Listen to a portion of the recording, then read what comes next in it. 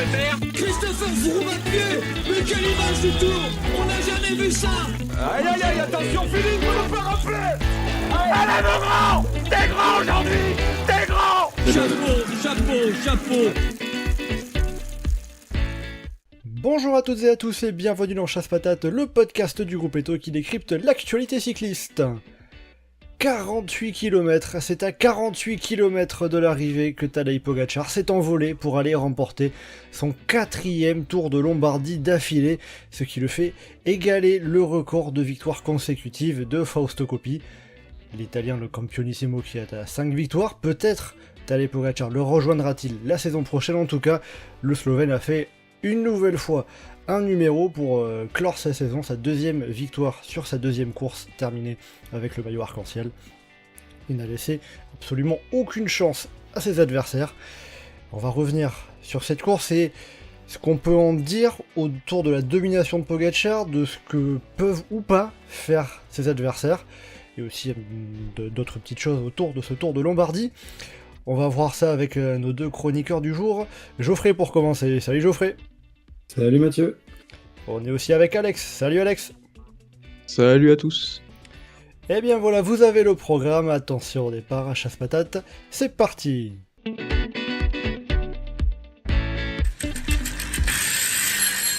Alors déjà pour commencer, pour ceux qui n'auraient pas forcément vu la course dans son entièreté, qui auraient raté un petit peu quelques passages, ou qui se seraient dit, bon, Pogačar a gagné, est-ce que ça vaut vraiment le coup de regarder?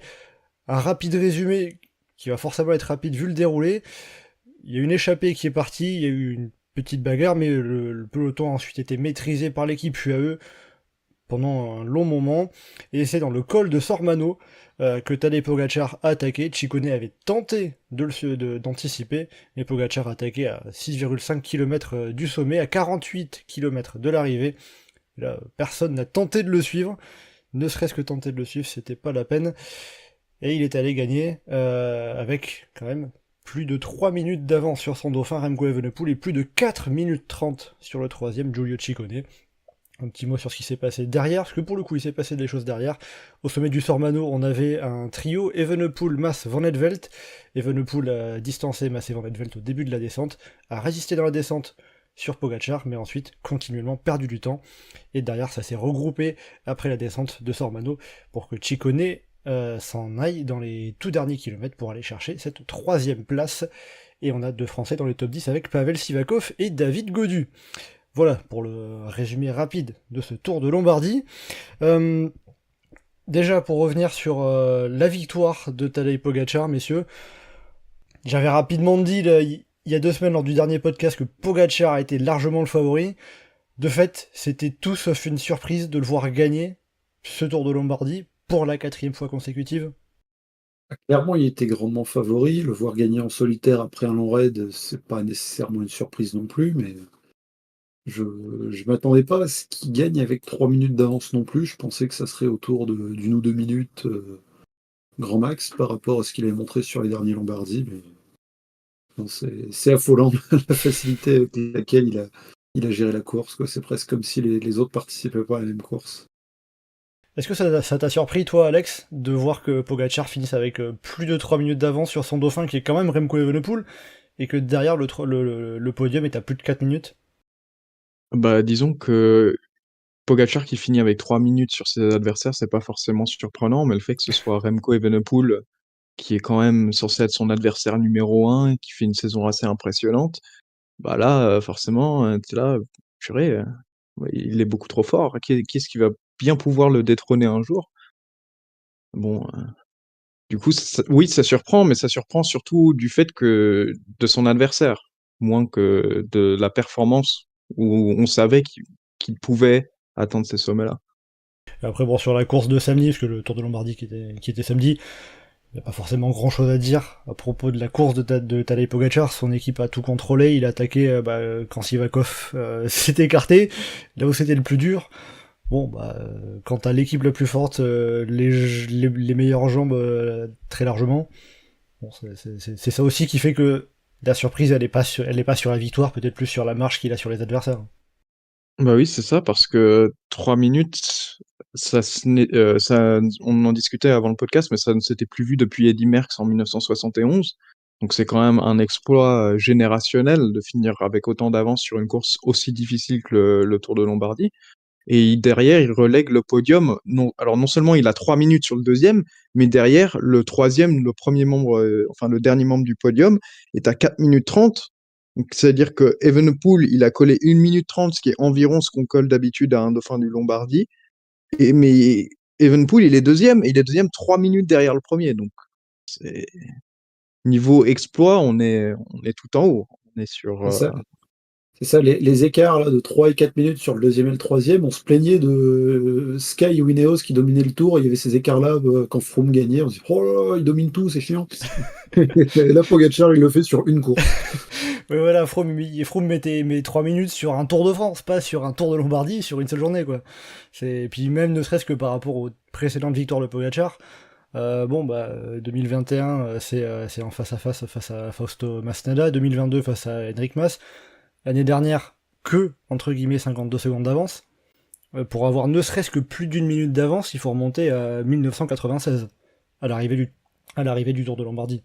Donc ça montre aussi qu'on a été sur une course qui a été dominée d'une manière bien différente des années passées.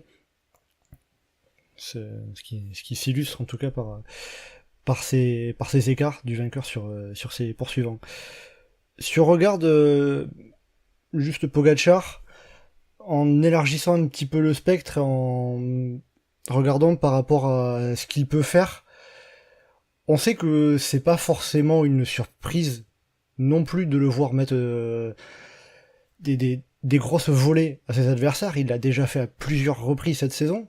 Les mondiaux, il y a 2 semaines, il s'isole à un peu plus de 50 km de l'arrivée, il attaque à 100 bornes. L'Estrade Bianche, il fait les 80 derniers kilomètres en solitaire. Et si on regarde récemment, il y a seulement Jonas Vingegaard sur l'étape du Lioran cette année sur le Tour de France qui a réussi à reprendre Pogacar après une attaque. Est-ce que ça veut dire que d'un côté, Pogacar est peut-être trop fort pour donner suffisamment d'intérêt à une course et qu'on se dit un peu ce que Johan avait dit il y a 2 semaines lors du dernier podcast au moment des championnats du monde, cet aspect de Pogacar il attaque, c'est un peu comme si je le vois, je me fais spoiler une course alors que je la vois en direct. Est-ce qu'il n'y a pas un petit peu ce côté déceptif pour le spectacle et pour l'intérêt de la course quand Pogacar est au départ? Pour le spectacle, ça dépend à quel point on le regarde et ce qu'on attend par spectacle, parce que ça force quand même à ce que derrière, il y ait aussi une décision qui soit énorme, et on a des écarts de partout, dans tous les sens, pour le classement qu'il y a derrière. Il y avait des coureurs distancés qui revenaient, il se passait plein de choses à différents échelons. Si on compare avec du Tour de Lombardie d'il y a une dizaine d'années, où on va pas dire que ça finissait au sprint à 15, mais parfois ça n'en était pas loin, c'est quand même mieux d'avoir cette animation-là. Maintenant, si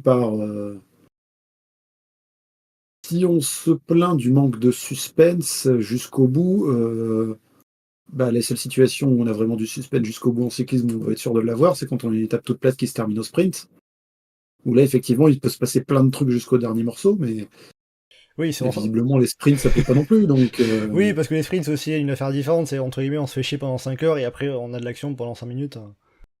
Ouais, là, si tu regardes l'action pour la gagne, tu te fais chier pendant 4h30, t'as de l'action pendant 5 secondes, et puis derrière, tu te refais chier pendant la demi-heure qui suit. Alors effectivement, les 5 heures sont pas consécutives, mais si tu regardes l'animation pour la gagne, c'est pas énormément différent. Maintenant, tu parles d'animation en général, y compris les places d'honneur, et sur le fait que tu sais pas exactement à quel moment ça va bouger.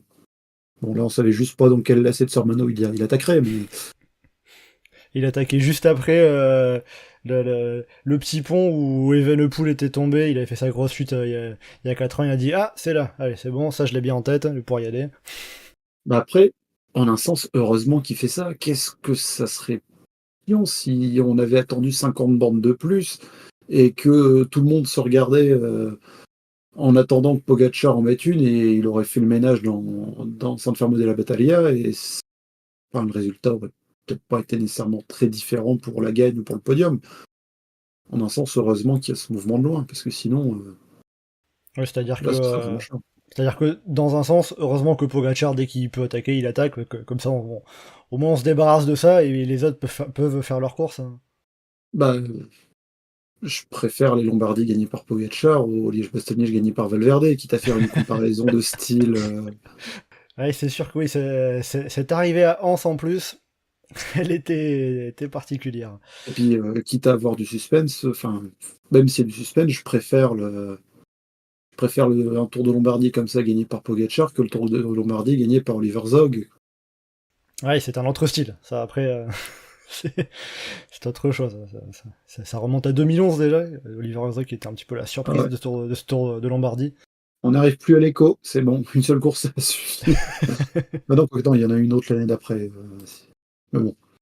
Alex, qu'est-ce que tu en penses, toi, de ce côté? Est-ce que Pogacar pourrait, par sa trop forte domination, nuire au suspense, à l'intérêt que certains pourraient avoir à la course? Parce que je voyais justement sur le forum, sur le topic de la course, certains qui disaient, bon, bah, Pogacar il est gentil, mais il est tellement fort que bah, on sait que la victoire elle est pliée avant le départ. Ouais, alors ça va dépendre un peu du spectateur, en gros, parce que j'ai vu un sondage qui était passé, je sais plus si c'est sur le forum ou ailleurs, que Pogacar est quand même apprécié de 60-70% des gens qui regardent les courses à la télévision. Alors certes, pour nous, en tant que suiveurs réguliers, bah, c'est un peu chiant parce qu'on sait qu'il va gagner à chaque fois, mais pour les suiveurs occasionnels, Pogacar, c'est un peu un mec que tu sais qu'il va gagner, mais tu sais qu'il va faire tu sais qu'il va faire le show en le faisant. Donc Ouais, du coup, de cette manière, c'est un peu le côté, ouais, Pogacar c'est le GOAT, mais il fout le bordel, c'est pas juste il reste sagement à attendre dans les roues. voilà, c'est ça. D'où la comparaison un peu de Geoffrey avec Valverde, quoi. Oui, voilà. Donc, en gros, je fais la comparaison avec Valverde, mais je peux aussi faire la comparaison avec les années Froome. Les années Froome, en termes du classement général, mais c'était d'un chiant, mais d'un chiant. Mais au moins avec Pogacar, ok, tu sais que c'est le plus fort, mais tu sais qu'il va tout faire sauter à je sais pas combien de bornes de l'arrivée, qu'il va prendre des risques entre guillemets, hein, des risques. Nous, on pense que c'est un gros risque. Ouh là là, attention, il attaque à l'avant-dernier col, c'est un gros risque. Mais pour le téléspectateur lambda, bah, c'est quelque chose de différent, de nouveau et surtout qui amène de l'action et surtout forcé par les commentateurs qui ajoutent du suspense ou essayent de faire durer le suspense, même si je pense qu'ils n'y croient pas non plus. Oui, on le sent bien par moment, même si bon, ils sont obligés un petit peu de vendre ça, mais forcément, on sent bien par moment que bon, c'est un peu surjoué pour essayer de dire que non, Pogacar, en fait, il a pas course gagnée, il reste 30 km encore, c'est long. Il a peut-être mal géré son effort, tout peut arriver, une chute, bon bref. Il vient de perdre 5 secondes C'est sur Evenepoel, regardez. Enfin, en gros, tout ça pour dire que, de nos points de vue de suiveurs réguliers, oui, c'est chiant de voir que Pogacar s'aligne et c'est bon, tu sais que t'as aucune chance, mais du point de vue du suiveur occasionnel, justement, il va allumer la télé pour voir Pogacar, pour le voir mettre le feu à je sais pas combien de kilomètres de la ligne, pour le faire voir tout exploser, etc. Donc c'est-à-dire que sa domination, ça peut être entre guillemets un problème selon là où on se place, mais de manière globale, bon, c'est pas non plus un gros problème, même si je force un peu le trait là-dessus, quoi. Par rapport au fait que le suspense est pas très existant quand Pogacar est au départ d'une course un peu difficile. Voilà, c'est ça. En fait, faudrait voir s'il y a une différence d'audimat avec une édition avec Pogacar et sans Pogacar, mais qui se suit relativement récemment dans le temps sur la même chaîne, etc. Mhm. Donc, il faudrait un truc assez correct, parce que là, c'est un peu compliqué de comparer, parce que Pogacar, il fait quand même assez régulièrement les mêmes courses. Donc, c'est assez compliqué de comparer une année sans Pogacar et une année avec Pogacar. Après, l'audimat n'est pas non plus corrélé à la qualité de la course. C'est vrai, On c'est peut vrai. pas non plus se limiter juste sur ça. Oui, c'est compliqué de pouvoir bien estimer comment une course a été reçue, a été jugée. C'est pas forcément le genre de chose qui est très évident, ça c'est sûr. Mais Après, Pogacar, il se fait, comment dire, il s'est fait son année mercienne, il s'est fait son challenge Giro Tour qu'il a su. Enfin, les circonstances aussi l'ont aidé à avancer vers cette année exceptionnelle. Oui, avec la Maintenant, grosse chute au Pays Basque. c'est ça. Maintenant, j'ai envie qu'il il est au-dessus de tout le monde sur les courses qu'il gagne tout le temps. J'ai l'impression qu'il a envie quand même de s'amuser sur un vélo. Il tente des autres choses. Qu'il vienne tenter d'autres courses en plus de celles qu'il va gagner en permanence. Qu'il aille tenter d'ici 2 ans un Paris-Roubaix, par exemple. Paris-Roubaix, Ah, c'est sûr que là, au moins, c'est le genre de course où il s'alignera au départ. On dira pas, et c'est gagné pour lui. bah, Milan-San Remo, il s'élance au départ et c'est une course où c'est pas gagné pour lui. Mais Ah oui. c'est une course mythique et il a envie de la gagner. Mm. Et qu'il fasse la même sur Paris-Roubaix. Et qu'il Ouais. fasse la même sur le Grand Prix de Fourmies. Voilà, comme ça on fait le grand triplé des grandes courses d'un jour de la saison. Mais c'est vrai que Pogacar, cette saison, les courses auxquelles il a pris part et qu'il n'a pas gagné, c'est Milan-San Remo, c'est le Grand Prix de Québec, et voilà. C'est tout. Bon, il y a Et les trois, Trévalées Varézines. il y a les trois vallées varézines qui ne sont pas allés au terme à cause des conditions météo qui étaient vraiment trop compliquées avec la pluie. Mais sinon, Pogacar a perdu 2 fois cette saison. Donc voilà, c'est là où ça place un peu aussi le coureur, et quand on voit aussi en courant entre guillemets assez peu, il arrive à égaler le record de victoire du 21e siècle qui est de 25 victoires. C'était quand même Alessandro Petacchi, un sprinter, quand on sait que les sprinters ont plus d'opportunités pour gagner souvent que les grimpeurs. C'est là où aussi ça place quand même ce que fait Tadej Pogacar. Après, ce bilan-là commence à être moins vrai. Si on prend l'époque de Petacchi, si on prend une vingtaine d'années, il y avait beaucoup plus d'étapes pour sprinter dans toutes les courses par étapes et les multiples diffusions avec le paradigme supposé de l'étape de plaine qui fait pas d'audience, fait qu'il y a plein d'étapes de potentiel pour sprinters qui ont été supprimées et les sprinters ont beaucoup moins de courses en leur faveur qu'auparavant, alors que les grimpeurs, au contraire, maintenant ils en ont quand même un paquet. C'est vrai, c'est vrai. C'est vrai que les sprinters voient leurs opportunités se réduire un petit peu drastiquement, on va le dire comme ça. Bon, si on en revient à ce Tour de Lombardie, pour finir sur Pogacar, il a donné quelle course, selon vous? C'est une course chiante ou qui avait quand même suffisamment d'intérêt? Par rapport à Pogacar ou aux autres? Dans l'ensemble. Puisque... Bah, dans l'ensemble, si on est sur Pogacar, une fois qu'il a attaqué et que personne n'a essayé de le suivre, on a vite compris que c'était fini. Donc sur ça, ça reste un peu décevant de ne pas voir Evenepoel ne serait-ce qu'essayer de le suivre.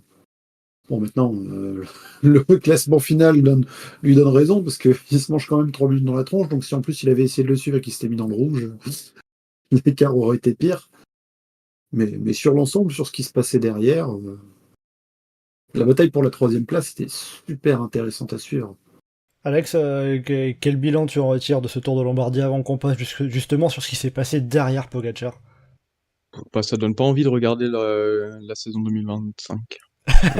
Allez, tu dis si Pogacar il continue à ce niveau-là et surtout qu'il risque peut-être de continuer à progresser à ce niveau-là, ça...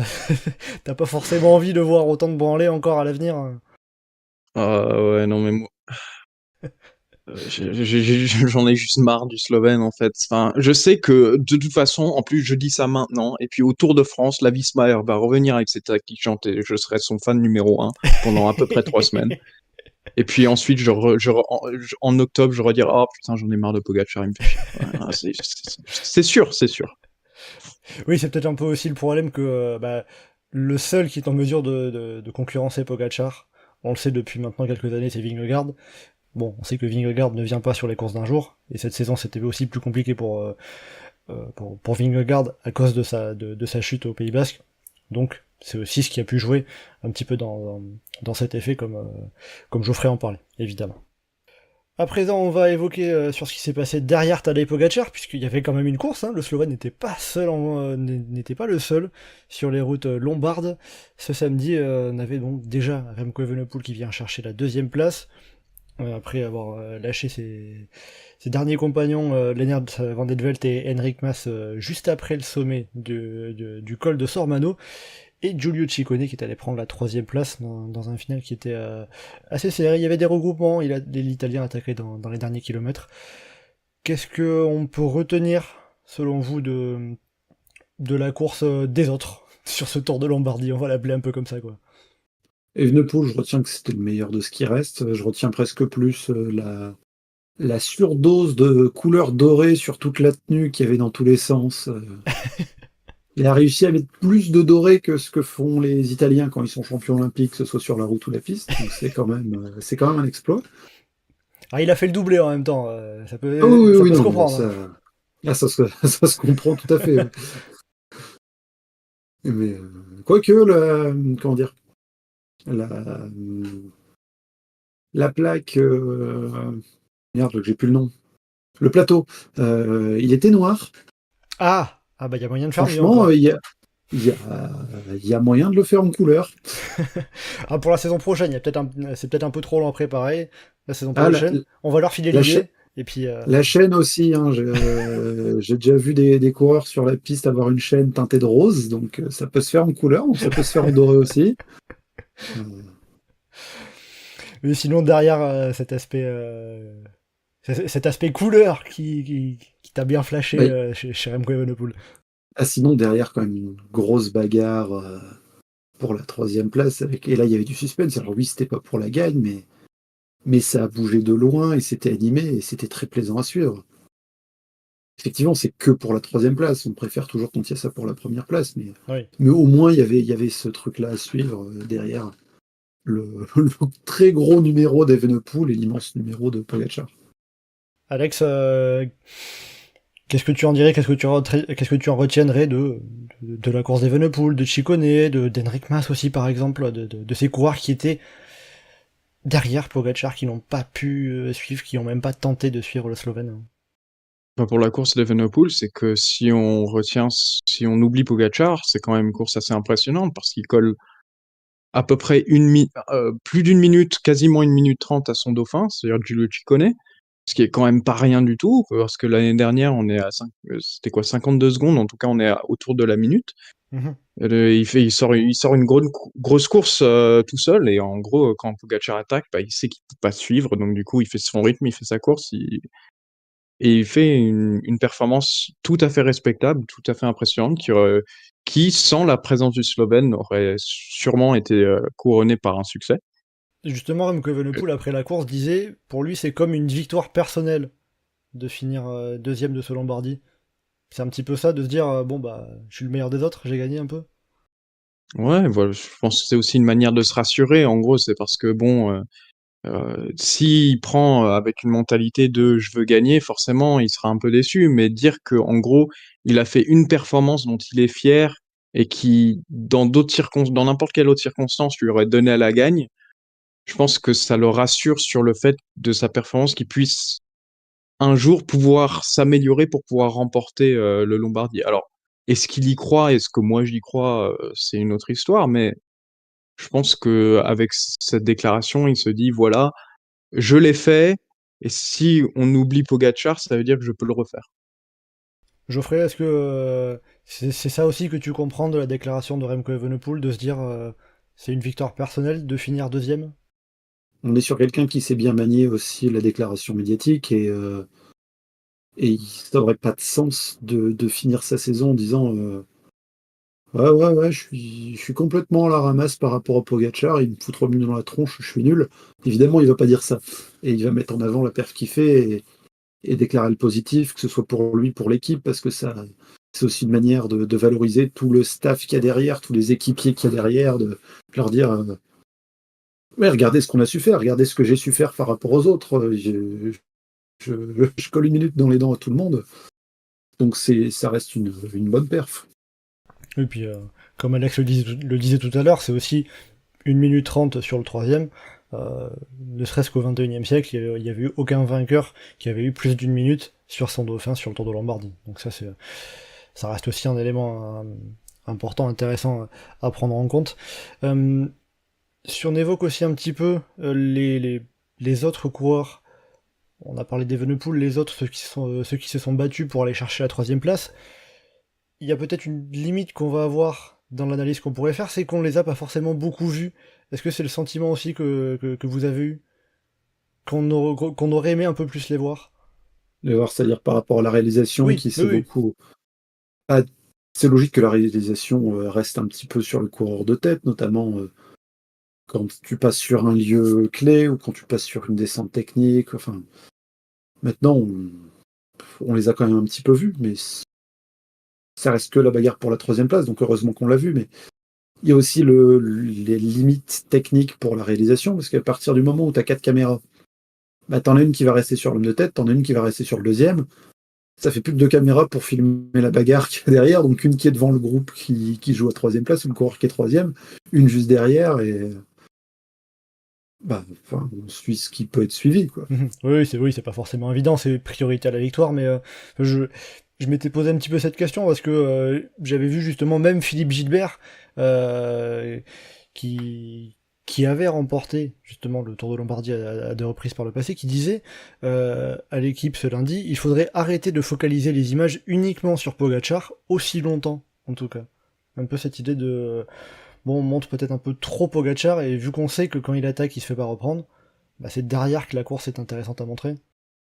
Ouais, mais on va pas quand même faire sortir la motocaméra, ou on va pas se dire, il y a Pogačar qui est au départ, donc des motocaméras, on va rajouter 2 de plus, parce qu'il faut filmer le bordel qui va foutre derrière, en attaquant à 2 heures de l'arrivée. Donc c'est un problème qui a pas vraiment de solution et qui est peut-être pas vraiment un problème non plus pour toi. On n'a pas beaucoup vu ce qu'il y avait derrière, mais il y a eu des courses où franchement, où on voyait absolument rien de ce qu'il y avait derrière, et où la course était difficilement lisible. Mhm. Si on compare avec les mondiaux, quand même, c'était beaucoup plus lisible et beaucoup mieux suivable, ce Tour de Lombardie, pour la bagarre qu'il y avait pour les places d'honneur, que sur les mondiaux, par exemple. Alex, t'es du même avis que Geoffrey là-dessus? Bah, disons que forcément, nous, en tant que suiveurs, on aimerait bien avoir des caméras sur les coureurs pour avoir une moto pour voir la bagarre derrière, mais ouais, c'est vrai que, enfin, techniquement, on peut pas vraiment le prévoir, quoi. Donc, c'est compliqué d'avoir des motos en plus. Logistiquement, ça doit être aussi un peu compliqué. Est-ce qu'on le prévoit, est-ce qu'on le prévoit pas? Et puis, ça a un coût aussi pour l'organisation. Et puis, dans la grandeur des choses, ça change pas énormément grand-chose. Nous, ça nous fait un peu chier, mais pour le spectateur lambda, je crois qu'il en a pas grand-chose. Ou alors, pardon, je dis le spectateur lambda, mais en gros, le spectateur français, il va vouloir une caméra sur Sivakov, le spectateur italien, il va en vouloir une sur Stuycon, le spectateur espagnol, il va en vouloir une sur Mas, donc c'est un peu compliqué de faire trinquer tout le monde. Et Oui, ça, peut-être que Philippe Gilbert, il aurait envie de voir un peu plus Lennart Van Velt, vu qu'il est à la nationalité belge. peut-être ça, oui. Lennart Van Advel qui d'ailleurs finit à la 7ème place dans ce mini sprint pour la 4ème place à l'arrivée à Com. Il finit dernier de ce petit groupe avec départ Yonis Aguirre. Et on avait Henrik Mas également à la 5ème place. Pavel Sivakov 6ème. Parmi tous ces coureurs là qu'on a un petit peu cité pêle-mêle, est-ce qu'il y en a un dont vous avez bien aimé la course, qui vous a un petit peu marqué? Bah, derrière Pogačar et Evenepoel, j'ai envie de dire Ciccone, qui a su bien gérer pour aller chercher le podium. Mais dans ceux qui étaient là dans les places d'honneur pour le reste, j'aurais tendance à dire Sandro Meurice, parce que je m'attendais pas à ce que ce soit lui le plus fort de l'échappée et qui résiste autant que ça pour aller faire un top 10.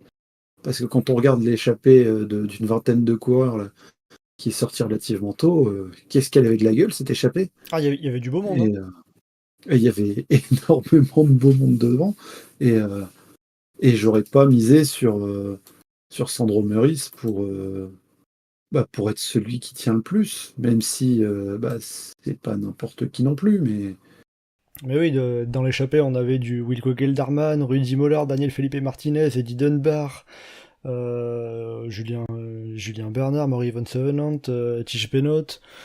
On avait Damiano Caruso, Antonio Tiberi, bref, de sacrés coureurs. Et ouais, Xandro Meurice, il bascule au sommet de Sormano avec Yonis Aguirre, Bauke Molema, David Gaudu, et aussi Thymen Arensman, qui était également rescapé de l'échappée, mais Arensman a disparu de ce groupe quand on a retrouvé les images. Donc on sait pas si c'est dans la descente ou après dans la petite remontée de San Fermo della Battaglia. Mais en tout cas, Xandro Meurice a fini quand même 10ème et donc meilleur coureur de l'échappée. C'est quand même pas rien à noter. Alex, est-ce que tu aurais quelque chose d'autre à ajouter parmi ces coureurs derrière qui se sont battus la 3ème place? Bah, juste Yon Izagirre, le coureur de Cofidis, qui fait une énorme performance pour son équipe, qui n'arrive pas à attraper le podium, mais qui finit 4e avec une course impressionnante. Je pense que ça devait être noté. C'est vrai que pour moi, la deuxième plus grosse performance, c'était logiquement Evenepoel, dont on peut mentionner Ciccone. Moi, je préfère mentionner Izagirre, qui fait une très belle course, alors que son équipe n'était pas forcément taillée pour lui faire, pour le hisser à une place aussi haute. Et puis on va finir aussi avec nos coureurs français, on en a 2 dans le top 10, comme je l'avais dit en introduction, avec Pavel Sivakov 6ème et David Gaudu 9ème. Est-ce qu'on peut dire presque que Pavel Sivakov c'était le 3e coureur le plus fort de la course? Quand on voit qu'il a roulé pour Tadej Pogačar, il a imprimé le rythme dans Sormano avant que le Slovène attaque, et après il réussit à revenir sur Henrik Mas et Lennart Van Edvelt après Sormano. Ouais, il était hyper costaud. Après, on s'habitue presque sur certaines courses à voir que le deuxième ou le troisième plus costaud de la course soit un équipier de soit Pogačar, soit de Vingegaard. C'est une bonne tendance depuis 2-3 ans d'avoir ça. Mais ouais, 2 Français dans le top 10 Lombardie, c'est bien, et ça donne presque encore plus les boules de ne pas avoir vu Romain Bardet sur cette course. Oui, c'est sûr, Romain Bardet qui n'a pas pu participer à ce qui aurait dû être son dernier Tour de Lombardie, puisqu'il n'a pas pris le départ, malade. Il y aura eu moyen qu'il soit au moins dans ce groupe pour aller jouer la 3ème place. Bah, surtout que c'est une course qui lui plaît bien, le Tour de Lombardie. Ah oui. Qui lui plaît bien.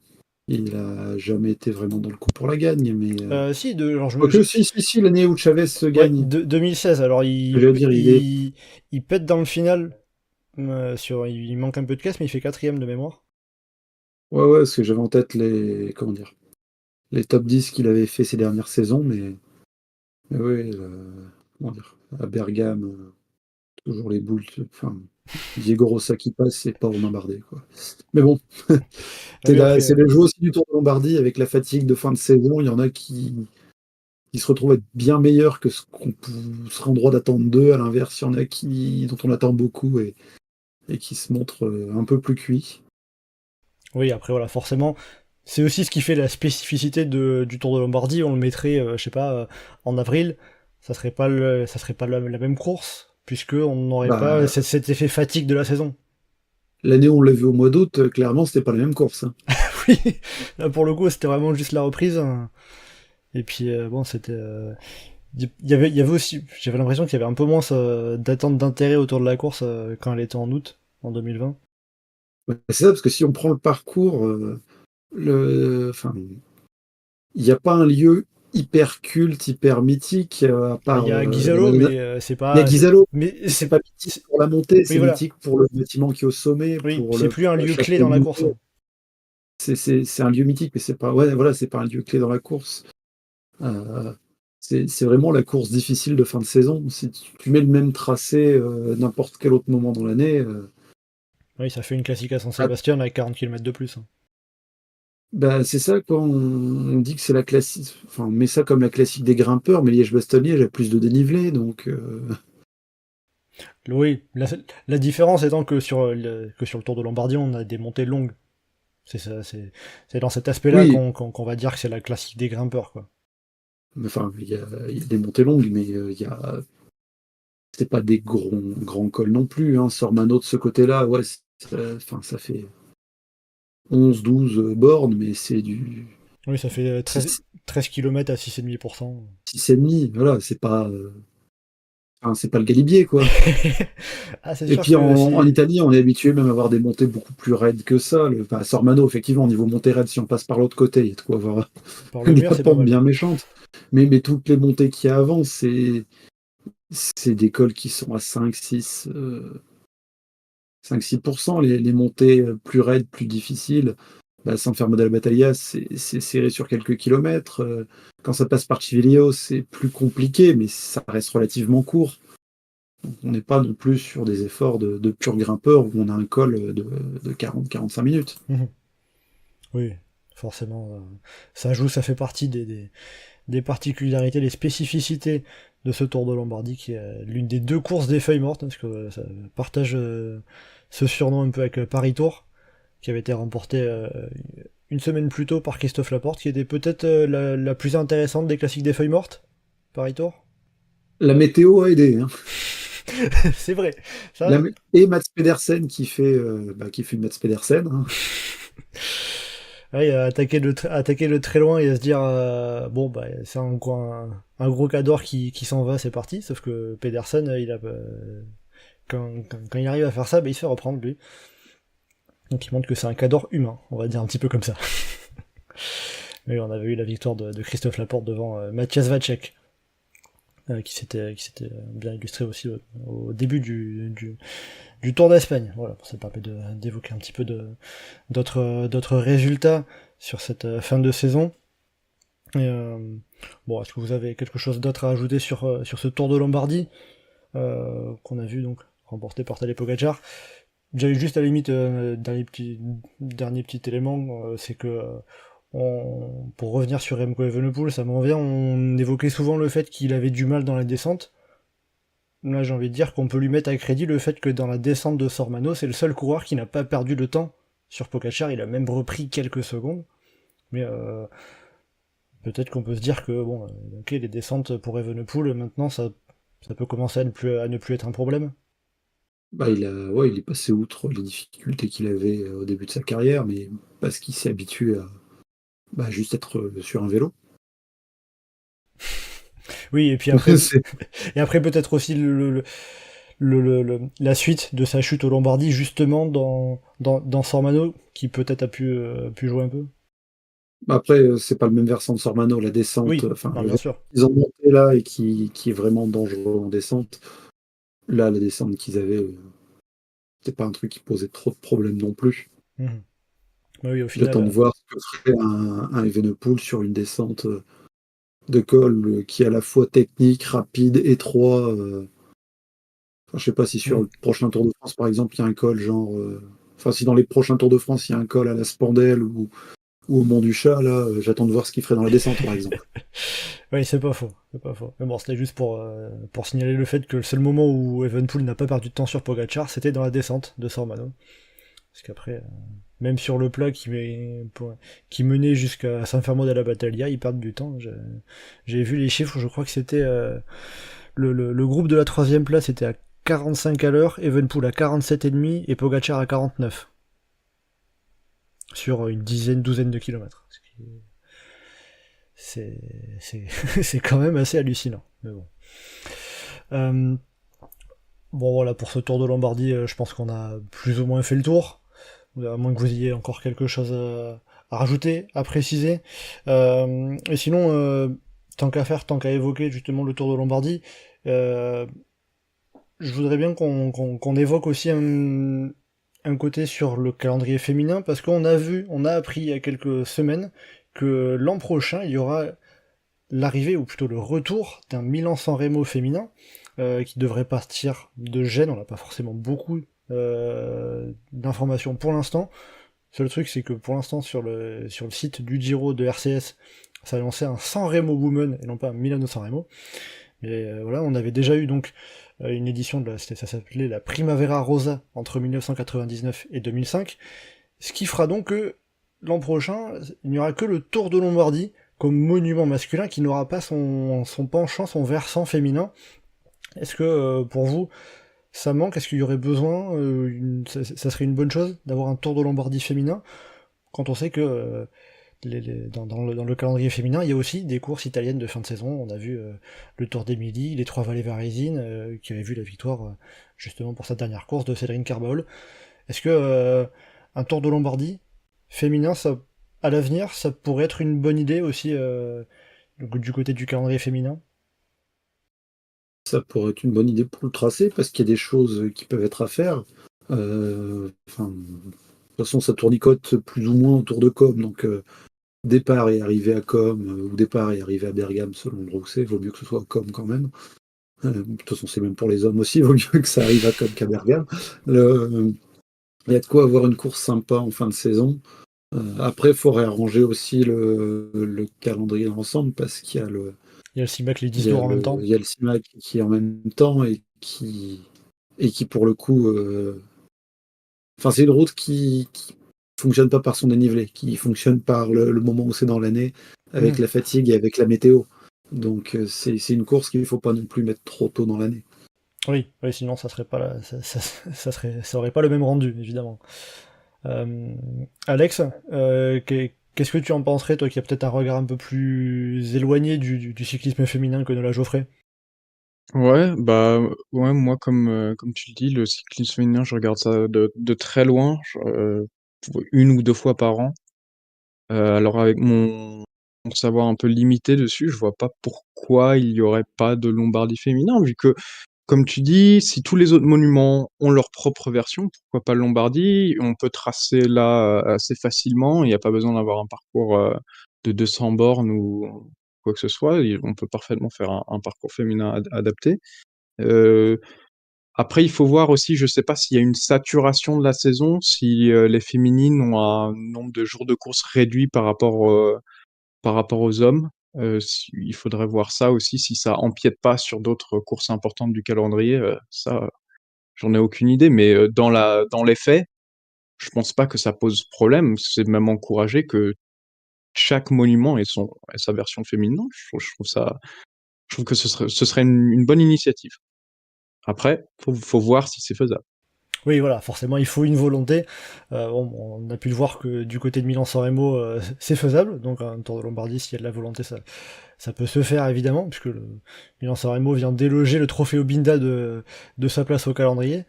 Euh, Geoffrey, Après, il y a le Tour de Drenthe qui va pas avoir lieu au printemps, donc le Trophée Binda pourra reprendre cette place-là aussi. Donc ça, voilà, ce qui ça permettra, ce va. qui permettra aussi de faire l'enchaînement Strade Bianche, trophée Obinda, San Remo sur 15 jours.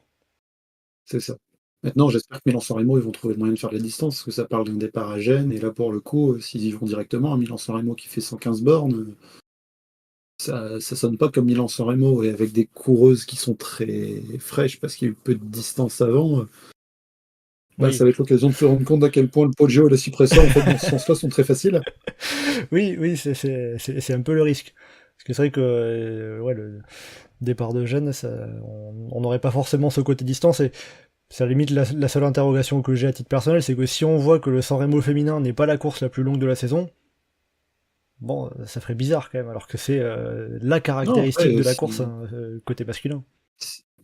s'ils montent le tour Kino dans l'autre sens, qui vont faire une petite boucle dans les terres et qui redescendent après, pourquoi pas? Mm. S'ils font un petit détour pour prendre la Manier, pourquoi pas? Oui, aussi. Hein. Faudra attendre de voir le parcours en détail, mais bon, en tout cas, De toute façon, il y a des chances que la course la plus longue du calendrier, ce soit une étape de transition un jeudi sur le Tour de France, sans qu'il y ait une raison particulière à ça. c'est Donc vrai. bon. Alors encore, je crois que cette année, c'était Gand-Wevelgem, la course la plus longue de la saison. Mm. Devant une étape du Tour, en effet, qui était à 165-170 km à peu près, je crois.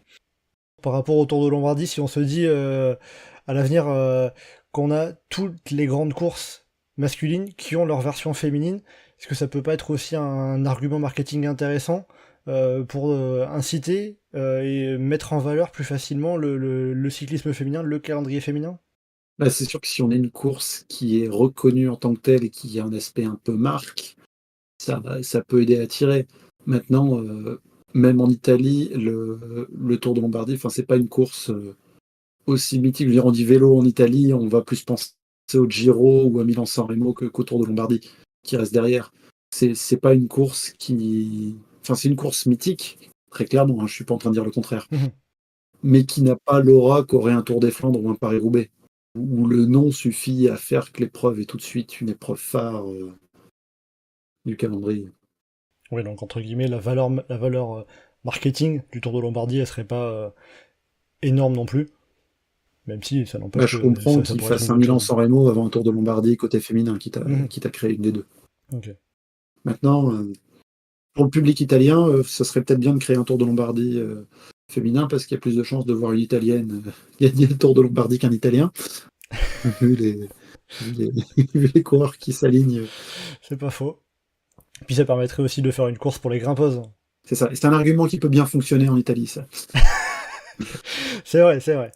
Ça peut être intéressant pour des Lisa Longo-Borghini, Gaia Realini, qui ne seront plus dans la même équipe l'an prochain, puisque Longo-Borghini va rejoindre l'équipe UAE, il me semble, pour 2025. Donc bon, on verra ça. En tout cas, bon, il n'est pas prévu le Tour de Lombardie féminin en 2025. Peut-être à l'avenir, qui sait, on verra ça. Voilà, bon, c'était histoire de profiter de ce Tour de Lombardie et de la petite info du Milan-San Remo féminin pour en parler, pour évoquer un petit peu ce sujet, le calendrier féminin. Bon, tant qu'à faire, histoire de finir aussi sur des victoires françaises avec Cédrine Karbol, qui a bravé la pluie pour aller gagner sur les 3 vallées varésines. Est-ce que parmi les autres courses de cette fin de saison, il y a d'autres choses que vous auriez envie de noter, de faire remarquer? Parce qu'on a encore un petit peu de temps, si vous voulez, messieurs. Il y a les championnats du monde de cyclisme sur piste la semaine prochaine, il y a le début du Super Prestige, il y a le cyclocross à Essen où il y aura de la boue dans tous les sens. On n'est pas du tout sur la fin de saison, il va y avoir du vélo tout l'hiver. La fin de saison sur route, pardon. Mais Moi, je repars en hibernation, je vais faire le concours Tour de France sur le labo, et puis voilà. Je regarde pas le cyclocross, donc je vous retrouve pour le Tour Down Under, la meilleure course de la saison. Il y a ni Pogacar ni Vingegaard, venez nombreux. Ah, on sait pas. En tout cas, c'est vrai que le Tour Down Under fait partie des courses que Pogacar a couru sans gagner, puisqu'il était au départ sur sa première saison pro. Mais bon, alors ça, bon, allez, on peut finir aussi sur... Ouais, si l'argument c'est qu'il n'y a pas Vingegaard et il n'y a pas Pogacar, parce que du coup c'est bien, il y a du suspense, ils ne s'alignent pas à l'Omnium au championnat du monde, ils ne seront pas présents à Ruddervoort non plus dimanche. Ça marche aussi, c'est vrai.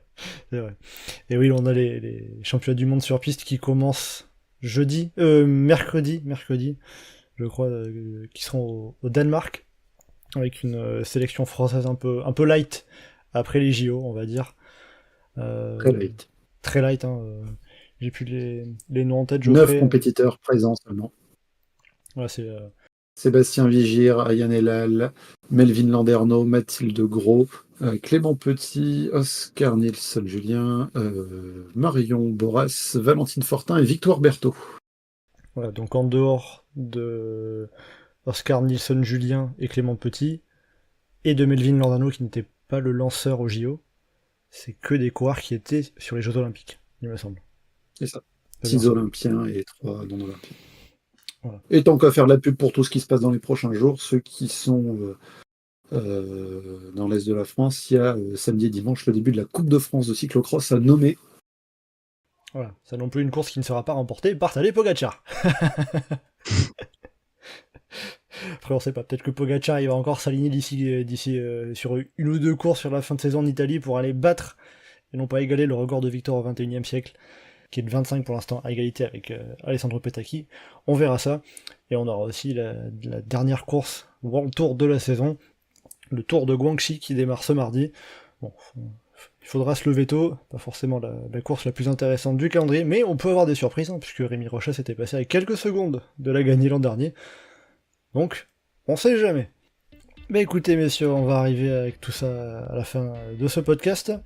Merci beaucoup Alex et Geoffrey de m'avoir accompagné pour revenir sur ce Tour de Lombardie, ce qu'il a pu se passer, et un petit peu plus.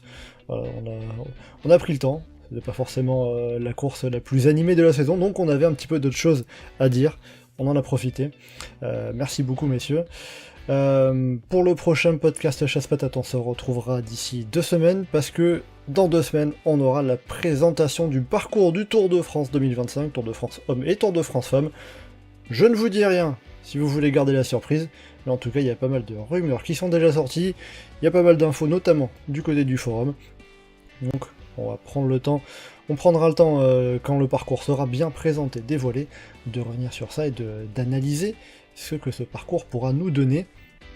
En tout cas, tout ce qu'on en sait, c'est qu'il partira de l'île, on connaît les 2 premières étapes, et le reste, on le découvrira le 29 octobre. Et en tout cas, donc, en attendant le prochain podcast Chasse-Patate, d'ici 2 semaines, vous pouvez nous retrouver sur le site et le forum du groupe Eto, legroupeeto.fr, ainsi que sur nos différents réseaux sociaux, Twitter, Facebook, Instagram et Threads. N'hésitez pas à commenter, liker et partager ce podcast. Merci beaucoup, et à bientôt dans Chasse-Patate!